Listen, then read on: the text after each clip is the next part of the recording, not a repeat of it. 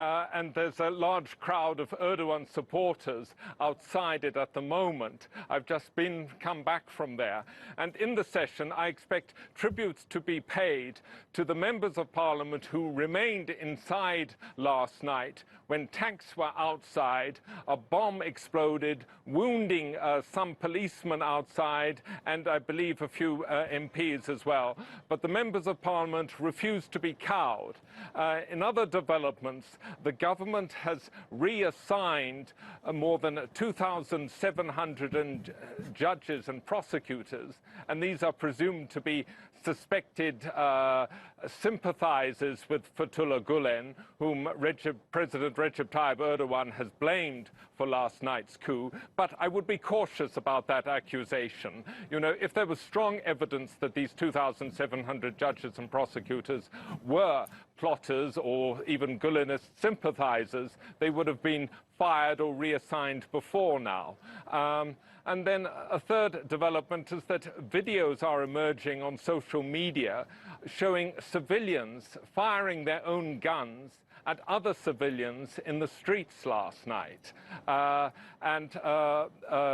hospital in North Ankara and the military plotters of the coup were in a base, an air base north of Ankara. A civilian hospital has found that some of the civilian casualties last night suffered birdshot wounds. Now, neither the Turkish military nor the Turkish police use birdshot. So, in other words, civilians were grabbing their own shotguns and turning them on other civilians.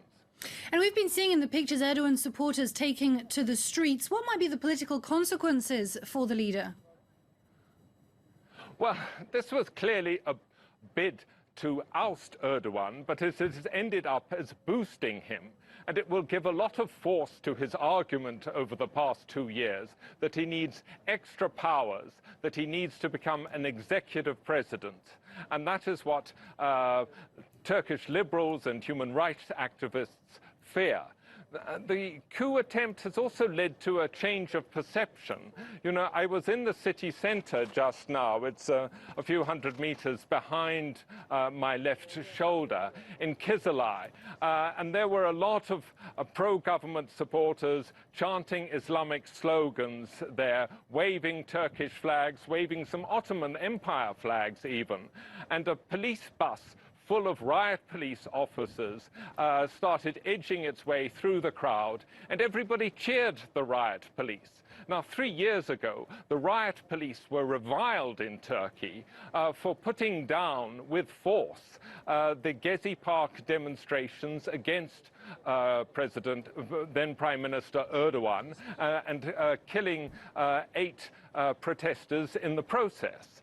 Another thing about the Kizilay pro-government demonstration was that there's a big digital notice board there showing a gigantic Turkish flag with a picture of Erdogan in front of it. And the caption was, "We're going to look after our democracy." Now, I don't know a single human rights activist in Turkey who would regard Erdogan as a champion of democracy. But after last night's display of military fascism, that is the way he appears.